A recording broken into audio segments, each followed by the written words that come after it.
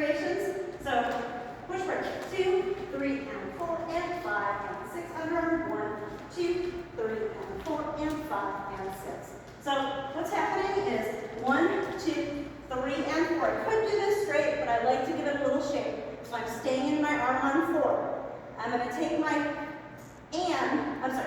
4 is coming a little bit down, and 5, I'm on releve, and 6.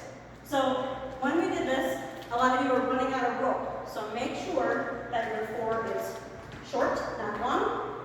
4, your and is here versus back. You can't, you can adjust it to get the spacing, but and 5 and 6. I go back 6 so that I'm in my normal anchor step. I'm in this normal angle. Okay?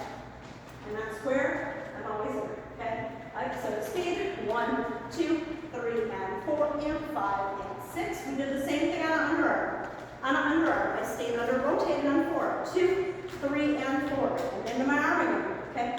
4. That automatically makes me closer to him. I can, and this is an adjuster. Play with it short because I think you guys are all running out of rope. And 5 and 6. So to speed, that was 1, 2, 3, and 4, and 5, and 6. So I'm just coming up on releve and not kicking, physically kicking. All right? From there, we did two-handed whips, also called open whips, also called hustle whips. Looks like this. 1, 2, 3, and 4, 5, 6, 7, and 8. So notice I am still staying in the slot. This right arm is coming a little bit low on 2 and 5. The more beginning you are, the lower it will be, the less connected you are. I want her to come down the middle of the slot and back. If you notice on count 4, actually we're going to do this way. It's easier if you're doing it.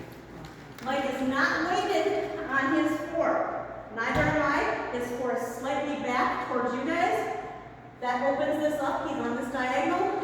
I am on this diagonal. Just as I am on a closed whip, I'm in this diagonal in his hand. He needs to make that happen here.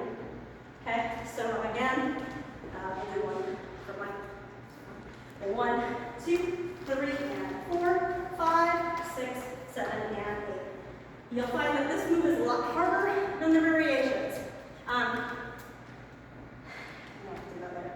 So 1, 2, 3, and 4, we raised the right arm, leading for an inside turn for 5, 6, 7, and 8. His right arm.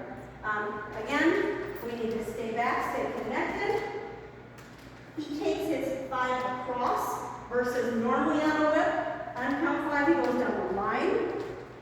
Because we have so much distance, he's got to cheat it a little bit, but when he takes that cross on 5, he opens up the shoulder. If not, it's going to be real tight in here. So contra body. So holding him, 1, 2, 3, and 4, 5, 6, 7, and 8. That was his right hand and coming up on 4. Then we did the other variation with his left hand.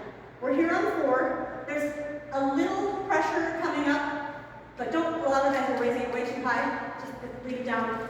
On count 5, you're leading it down the line, then rotation 6, 7, and 8. We're going to do it this way.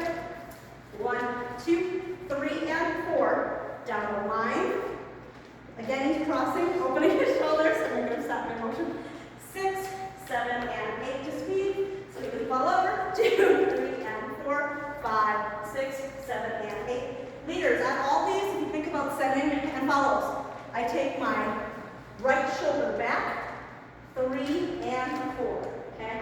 So leaders, you're helping facilitate that. When I say shoulder, I should say that. 1, 2, hip back, which is all everywhere, goes in the shoulders. One more thing. These were all based on, we didn't do outside turn, but these were all based on a whip with an inside turn and a whip with an outside turn, which we've taught before. Those are the follower's feet, but these are both inside turns because it's going in between the partnership. Okay? Good job, guys. Good job. Thank you.